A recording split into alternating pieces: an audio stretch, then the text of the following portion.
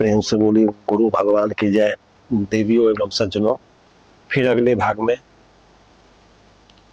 उपस्थित हो उस परम ज्ञान के साथ। तो मन बहुत भटकाता है, बहुत ज्यादा। मन के भटकावा को समझना सबके लिए अनिवार्य है, लेकिन बहुत दुष्कर कार्य है। एक बार कपिल भगवान के माता पूछी, ये बेटा मन बहुत भटकता है, मन को वश में करने का क्या उपाय है? तो कपिल भगवान अपने माँ से बताए कि माँ, इस मन का पेट कभी नहीं भरता है, कभी नहीं। यह अग्नि के समान है। जैसे अग्नि प्रज्वलित हो, उसमें कितना हो वस्तु डालिए, लेकिन अग्नि कभी नहीं कहता है ये अब छोड़ दीजिए। जितना डालिएगा उतना और प्रज्वलित होगा। उसी तरह से मन है, जब तक विषय में फंसा रहेगा, जब तक संसार में भटकता रहेगा, जब तक वासनाओं में फंसा रहेगा, तब तक यह कभी संतुष्ट नहीं होता है। चाहे कितना हो चीज इसमें भर दीजिए, कभी संतोष नहीं होता है। एक के बाद एक, एक के बाद एक बढ़ते चला जाता है, और उसमें मनुष्य अपना सारा उम्र, सारा जीवन, सारे समय खो देता है उस मन की इच्छा को पूर्ति करने में। लेकिन ये कभी नहीं आघाता है अग्नि की तरह, यह हमेशा भूखा ही रहता है। और इसी मन को यदि मनमोहन की तरफ लगा दिया जाए तो आप जीवन मुक्त हो जाइएगा। केवल मनमोहन की तरफ मोड़ना है। जो संसार में जो वृत्तियां भटक रही है, इसको समेट कर केवल प्रभु की ओर मोड़ देना है, तो आप मुक्त हो जाइएगा।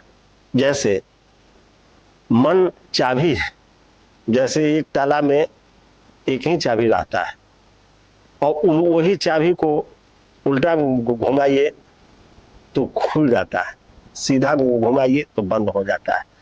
तो उसी तरह से मन है। इस मन जो इस संसार में भटक रहा है, उसको उल्टा घुमाइए, मनमोहन की तरफ यानी ईश्वर की ओर खुल जाएगा, चला जाएगा, तो आप जीवन मुक्त हो जाइएगा। तो मन की जो चंचलता है, इसकी जो उलझने हैं, उसको समझकर उसको जैसे ताला में चाबी का उपयोग किया जाता है, उसी तरह से महापुरुषों को से ज्ञान प्राप्त करके और इसको जीवन मुक्त और जीवन बंधन भी किया जा सकता है। इसलिए मन को कभी भी संतुष्ट नहीं किया जा सकता है सांसारिक विषय वासना भोगों से, भटकता रह जाएगा। तो फिर मन के बस में करने के लिए उपाय क्या है? तो इसके लिए किसी संत का शरण ग्रहण करना पड़ेगा। जो संत प्रथम भगति संतनकर संघा, भगवान राम बताए हैं, जो प्रथम भक्ति का प्रारंभ किसी संत के संग से ही होता है। जब मिला ही जो संत हो ही अनुकूला। यह भक्ति का ज्ञान तभी होगा जब कोई संत मिल जाए, आपके अनुकूल हो जाए, तो चाबी घुमाने का ज्ञान आपको बता देंगे और उससे आप मुक्त हो जाइएगा। तो फिर सच्चे संत की पहचान क्या है? और जो दाढ़ी बढ़ा लिए, बाल बढ़ा लिए, घर त्याग दिए, वेशभूषा बना लिए, वह संत है कि फिर कोई दूसरा संत है? तो संत के बारे में ऐसा भी बताया गया है, जब वेशभूषा बनाने वाले काल नेमी, रावण, राहु सब थे, जो सब संत के भेष बनाते थे, लेकिन संत थे नहीं। तो उस तरह के संत से बचना होगा। और संत जो तत्वदर्शी महापुरुष है, वह जंगलों में, झाड़ियों में, पहाड़ों में, गुफाओं में छिपे रहते हैं। समाज में भी है तो उनका पहचान नहीं हो पाएगा। उनका अपना रहन सहन अलग है, वो सबसे निराले रहते हैं, मस्त रहते हैं, मस्ती में, भजन के में लगे रहते हैं, ईश्वर से जुड़े रहते हैं, उस आनंद को प्राप्त करते रहते हैं, राम रस का प्याला पीते रहते हैं, मस्त होते रहते हैं। तो जब उस तरह से संत कोई मिल जाए तो आपका कल्याण निश्चित है, इसमें कोई संदेह नहीं है। जैसे कि यदि आपको बिजली के करंट की आवश्यकता है, तो यदि कोई व्यक्ति बिजली का तार पकड़े हुए है, यदि आप उसको भी पकड़ते हैं तो उतना ही आपको करंट का अनुभव होगा जितना तार पकड़ने से होगा। तो आप तार मत पकड़िए, आप उस व्यक्ति को पकड़िए जो तार पकड़े हुए। तो आप उस संत महापुरुष के शरण ग्रहण कीजिए जो उस परमात्मा तत्व से जुड़े हुए हैं, जो तत्वदर्शी महापुरुष है। तो जब उनके शरण में जाइएगा, उनके सानिध्य में जाइएगा, उनके चरण में जब आप अपना स्थान बनाइएगा, उनके चरणों को पकड़िएगा, तो वह ब्रह्म की धारा आप में भी प्रवाहित हो जाएगा, इसमें कोई संदेह नहीं है। तो इस संत की पहचान यही है जो ब्रह्म से जुड़े हुए हैं, उनके सानिध्य पहुंचिएगा तो आप में जब उनके सेवा सत्कार, उनका सम्मान करके आप जब उनके चरणों में झुकिएगा तो वह शक्ति आप में भी प्रवाहित हो जाएगा। और आप, यह संसार का नियम है, जो जैसा संस्कार धारण करता है उसको वैसा ही चरित्र उसके अंदर उतरने लगता है। यदि आप किसी जुगारी का संगत चिंतन करते हैं तो आपके अंदर जुआ का गुण आने लगेगा। कोई शराबी का संगत चिंतन करते हैं तो उसका गुण आने लगेगा। कोई नेता का संगत ग्रहण करते हैं तो नेता का गुण आने लगेगा।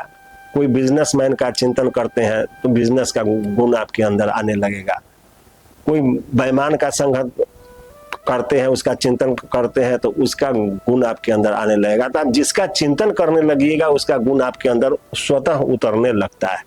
तो इसीलिए संतों के संगत में जाइएगा तो जो उस परम तत्व को पाए हुए महापुरुष है, परमात्मा तत्व पुरुष है, तत्वदर्शी है, वो परम तत्व से जुड़े हुए हैं, उनका चिंतन आप करने लगिएगा तो वो परम तत्व की धारा आप में भी बहुत आसानी से प्रवाहित होने लगेगा। और संसार में जो नकली है, तो नकली सामान आप देखते हैं बाजार में, जो नकली सामान है वो असली से ज्यादा अच्छा डिब्बा, उसका सजावट, नकली घी में ज्यादा खुशबू रहता है, थोड़ा दूर से ही उसका गंध फैलता है। और जो असली है वो असली अलग है और नकली अलग है। तो जिनको संसार में धंधा करना है, व्यवसाय करना है, उनका अपना एक अलग रहन सहन है, उनका अपना लाभ लिफाफ, रहन सहन, वेशभूषा, एक आडंबर अलग है। लेकिन जो संत है उनका सारा रहन सहन, क्रियाकलाप सब अलग होता है। जो उस परमात्मा तत्व को पाए हुए जो प्राप्त पुरुष है उनका लक्षण विपरीत होता है। वो समुद्रवत रहते हैं, उनमें न कोई मान रहता है, न अपमान रहता है, न निंदा रहता है, न घृणा रहता है। वो सबसे एक बराबर प्रेम करते हैं, समदर्शी हो जाते हैं। उनके अंदर किसी प्रकार का कोई विकार पैदा नहीं होता है। एक बार एक संत नाव से जा रहे थे तो उस नाव पर कुछ लोग पहले से बैठे हुए थे। अब उस संत जी अकेला उस नाव पर थे, बाकी सब दूसरे आदमी थे। तो जब नाव चला नदी में तो सब मिलकर संत जी पर कटाक्ष करने लगा। जी कमंडल कहाँ से लाए हैं, वस्त्र कहाँ से लाए हैं, डंडा कहाँ से लाए हैं, अनेक तरह से उनको लगा व्यंग कसने। और संत जी कुछ नहीं बोल पा रहे थे, चुपचाप चले जा रहे थे। इसी बीच में अचानक बहुत बड़ा तूफान उठ गया। बीच में जब नाव पहुंची नदी में तो अचानक बहुत बड़ा तूफान उठ गया। तूफान उठा तो पूरा दृश्य भयानक और विकराल हो गया। तो आकाशवाणी हुई, संत को आकाशवाणी में हुआ कि तुम शांत रहो, तुमको कुछ नहीं होगा। इस पर जितने पापी हैं उनको डूबना अनिवार्य है, उनका सर्वग्रास हो जाना, उनका विनाश हो जाना जरूरी है। जो संत का अपमान करते हैं उनको इस धरती पर रहने का कोई अधिकार ही नहीं। तो संत लगे आकाशवाणी जब सुने तो सारे नाव पर के जितने जो सवारी थे सब डरने लगे। सब सोचे तो बहुत बड़ा गलत हो गया। वो लोग अब लगे संत जी के ओर देखने, आप शर्म से उनको कुछ कह भी नहीं रहे थे, इसलिए कि अभी तक तो उनका अपमान ही कर रहे थे। तो जब संत जी आकाशवाणी सुने तो भगवान से प्रार्थना करने लगे, हे प्रभु हमारे चलते यदि इतने आदमी का अंत हो जाए तो ये तो महापाप। यदि अंत ही करना है तो इनके कुबुद्धि का अंत कर दीजिए, इनके जो अंदर कुबुद्धि है उसको समाप्त कर दीजिए ताकि सन्मार्ग की ओर चल सके और ये आपके चरणों की ओर बढ़ सके। इसलिए इनके नाश करना है तो इनके कुबुद्धि को नाश कर दीजिए, इनका नाश मत कीजिए। फिर उस महात्मा के प्रार्थना को भगवान स्वीकार करके और उस तूफान को स्थिर कर दिए। तो संत वह होते हैं जो अपमान सह के भी दूसरे का हित ही सोचते हैं, किसी भी परिस्थिति में किसी का अहित नहीं सोचते हैं। तो संत का लक्षण यही है। यदि इस तरह के कोई तत्वदर्शी महापुरुष आपको मिल जाए, उनके शरण में आप चले जाइए, उनका शरण सानिध्य मिल जाए, तो आपका उद्धार निश्चित है, इसमें कहीं कोई संदेह नहीं है।